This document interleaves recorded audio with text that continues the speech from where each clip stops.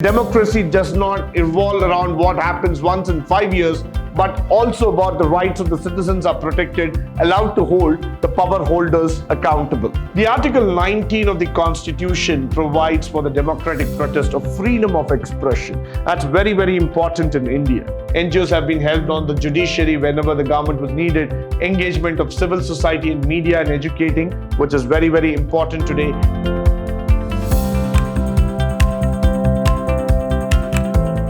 Good morning and welcome to the first session, Chapter 2, Unit 3, 4th semester BCom, Good Governance in India, where we are going to talk about people participation and role of civil society. Now, the most important thing is that when we talk about a civil society, it is a set of civic rights, including primary everyone's right to participate in public life. Now, this might look a little bit complex in terms of making you understand what is the meaning of participation in public life. Why? Because each one of us are already a part of this society. We function in different roles, in different capacities, in different levels in the society. But still, there are certain rights, there are certain functions where we need to exercise it so that we become a part of this enabling society. Now, the civil society forms the backbone of democracy, and democracy does not revolve around what happens once in 5 years, but also about the rights of the citizens are protected, allowed to hold the power holders accountable. We, as the citizens of India, have always cherished the factor called as the biggest democratic nation of the world. We have always felt that India has given its citizen every single right to live the life as you want it. But when you start thinking about democracy in detail, you will start thinking about it in a way you will start being astonished about this factor that every 5 years once, when the election happens in India, that is the time when the politicians come back to you, ask for their votes. Now, that point of time a citizen feels, where were you for the last 5 years? What happened to you when my rights were disturbed? What happened to a person like me when I was not able to get my rights exercised in the same society where I'm living? So that's where democracy comes into picture. Democracy is not about just getting back to power. Democracy is not about just getting elected. Democracy is all about giving the citizens their rights, their fundamental rights, protecting them at each and every instance, making them feel that they have the power to go back and catch their representatives by collar in terms when the power is not being executed properly. Now, when we come back here, the civil society derives its strength from the Gandhian tradition of voluntarism. Today, it expresses in different form of activism. So everybody in this society would like to volunteer, would like to come out, would like to be a part of each and every activity. So that's where civil society gives you the freedom to be what you want to be in a society and do something good for the society. It refers to formal as well as informal entities of the private sector. It includes NGO and professional organizations. We have heard about several NGOs in our life. We also know how the NGOs function. But as a part of civil society, there are professional and non-professional organizations. When I use the word non-professional, that means they are informal in nature. Even they exist as a part of the society. They are there because for some purpose. They don't have a name, they don't have an identity, they don't have a logo, or they don't have a tagline, but they exist in the same society where you and me live. They exist in the same society for the sake of helping somebody. So we need to give them the platform. We need to enable them to transform the society. Now, the rise of civil society, as we are speaking about, the focus on civil society dates back to 1980, when the political scientists began to speak about crisis of representation. Now, this is a very, very interesting topic which I would like to talk about. Crisis of representation. Identity is such an important thing in a man's life. Why? Because whenever you want to stand up for a cause, for a reason, you really need to have that guts. You really need to have that strength to show up yourself before the society for a cause. But 99% of the time, it is so much evident that all of us like to hide behind the curtains. All of us would like to put a mask over our face and try to go away from the situation. We are good in escaping, but we are very bad in proving the evidence. That's exactly where the political scientists always come back and say the crisis of representation. Do we have the guts? Do we have the power? Do we have the standing capacity to go before the society, point out, bring out the mistakes, and tell people this is exactly where the problem is happening? Today, as we are speaking about, there is a lot of problem in North India where the floods have devastated the nation.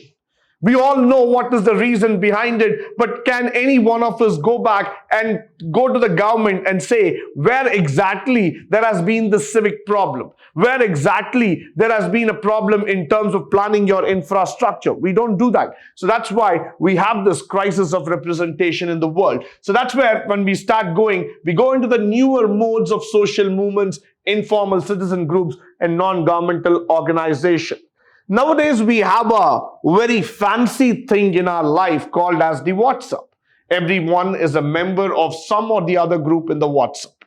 Now, WhatsApp is a social media platform. Let me put it in a very, very simple way, a digital media platform through which you start exchanging your ideas, opinions, views, messages, photos, everything starts floating around you. But all this thing, when you start looking into the ground reality, they still remain as messages. They still remain as downloadables on your mobile phone. They don't become actionable items. That's exactly where we want the society to wake up.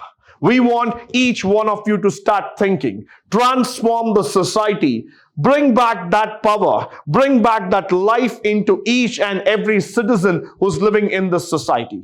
Make them understand that you are also an empowered intellectual who has the capacity to point out things when it goes wrong. That's exactly what we are talking about here. In India, by the late 1970s, the decline of all institutions gave rise to several mass-based political movements and grassroots activism. That's very, very important. The anti-caste movement, the struggle for gender justice, or when we talk about civil liberties, we are talking about sound environment against mega development projects. All this has been the role of a civic society coming up with its full force. We have always wondered that, do we have the power inside to change this world, to transform this world, to make this world a better place to live in? And the answer to that is definitely yes. We have the power. The only thing is that we need people to come together, represent for that problem. The filling of the interest litigations and judiciary activities also show that civic society is on a rise in India across the globe. Now, why we need an active civil society? Now, this is a very, very important thing when we talk about the civil society, because right to scrutinize the work of the people who are elected, that is your representatives, publicize acts like infringement of civil liberties and reasonable factors that have been affecting the citizen. So whenever we talk about these words, let's understand the meaning behind it. When you get elected to power, you forget the people who made you to come to power.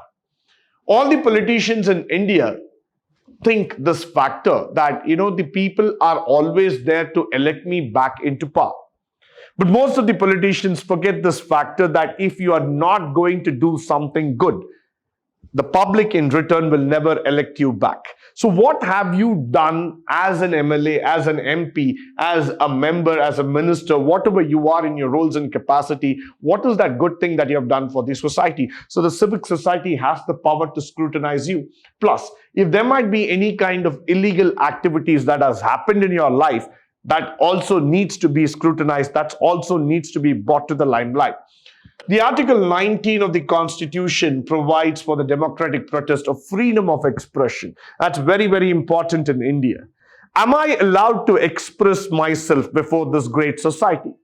I have hatredness, I have love, I have got a different kind of opinion, I've got all kinds of expressions and feelings inside.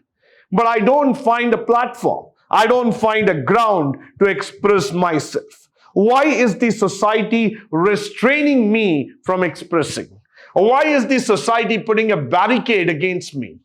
That's exactly where a civic society comes back and say that every citizen has the right to come forward and express himself. He cannot be stopped by any power, any caste, creed, religion, sex, gender. No, that cannot be a barricade at all. That cannot be a factor that can stop a citizen and say that you're not supposed to express. Everybody has the power. Now, you cannot be rejected on basis of the ethnicity or race altogether. So that's why a civic society comes forward and says that it is your right, expose the matter. Now, the right to participate in an activity should not be divested or restricted to politics and elections alone. Without this right, the democracy becomes an illusion. So civil society cannot be conceptualized independent of the state. So it's very important for all of us that we understand this factor. Democracy without the freedom of expression is just a dream. It is not a reality at all. What is the roles of the civic society? Let's going forward, we'll talk about this word called as watchdog against the violation of human rights and governing deficiency. We also need to know about an advocate, an agitator, educator, and a service provider. Look at the roles that are being played by a civic society. Let's start from the beginning. The watchdog, where you are going to guard the society, where the society is going to guard itself in terms of the atrocity against human rights, the governing deficiency. It's going to advocate on the weaker section's point of view. It's going to be an agitator on behalf of the aggrieved citizens. Yes, the citizens who are troubled, the citizens who have been in the factor that they've been troubled by the society, they've not been listened at all, they've never been given a chance to speak out. Their problems still hang around the society like a Damocles sword, which tries to say that we're not being able to do it. Now, an educator, citizen on their rights, entitlements, and responsibilities, governments about the pulse of the people. The government needs to know the pulse. What is happening? What's going to happen in future? That needs to be understood very, very clearly. The service provided to the areas and people are not reached by the official or governments as agent. Now, that's very, very important for us. Why? Because when you start understanding, at the end of the day, the government's primary role is to provide service to the people.